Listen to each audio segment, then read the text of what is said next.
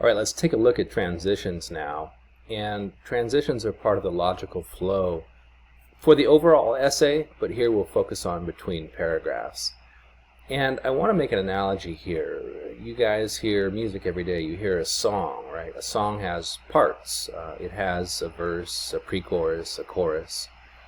An essay has parts. It has paragraphs. But at no point should a writer say to a reader, here comes the paragraph, right? You're not going to, in a song, say, here comes the verse, everybody. You're going to do it structurally so that it's seen, and you're going to feel it, but you don't announce it ever.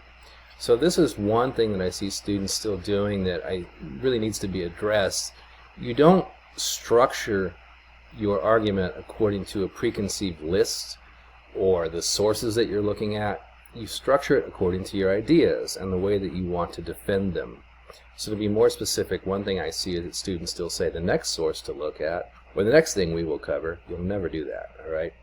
You want an argument to be as organic as natural, and a lot of it depends on the choices you make about the way that you present information to get a certain flow to be convincing.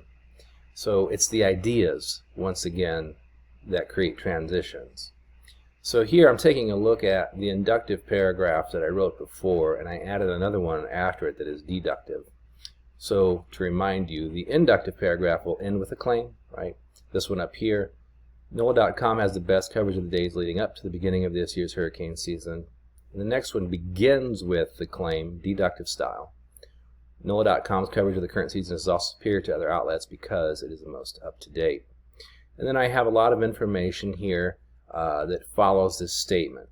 And some of it's made up. I'm just trying to use these paragraphs for instructional purposes. But I still have quotes, my ethos or my evidence. And that can come in the form of charts, graphs, videos, different things, as long as you have sources that provide evidence to the reader and as long as you analyze them afterwards. I just want to point out that in this seamless transition, I just went from induction to deduction. There's nothing in between. You can add a moreover if you want to, but it's not necessary here because the ideas do it themselves. You don't have to add anything. Later on, if you want to add a transitional expression, sure, it can be a strong thing to do, but just don't call attention to what you're doing by saying the next thing we'll look at is this.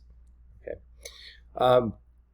Here, after this paragraph, with the transition I made just going from inductive to deductive, I kind of assumed that structurally I'd go into my counter-argument next. And again, you can do that anyway. Your counter-argument can be an entire essay, but here I knew that I was just going to have a counter-argument paragraph, so I just started it with, nevertheless, other sources still present thorough ways of giving information to the public. So the wording calls attention to the fact that it's transition, because I really am transitioning to a counter-argument now. And then I'm going to talk about how the other sources are good. They have good points, but NOLA.com is still better. So I'm still asserting or defending the thesis through the counter-argument, which is crucial. So trying to simplify this, make your transitions organic, build around your ideas. You can weight them to the kind of least impactful to the most impactful if you want to, or go from most impactful to least impactful, most aggressive to least aggressive. It doesn't matter. What matters is that you make choices about the way that you defend your argument. Okay, now there is going to be a quiz on these paragraphs.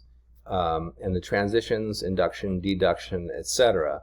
So please make sure you're taking notes as you go along. I will talk to you soon.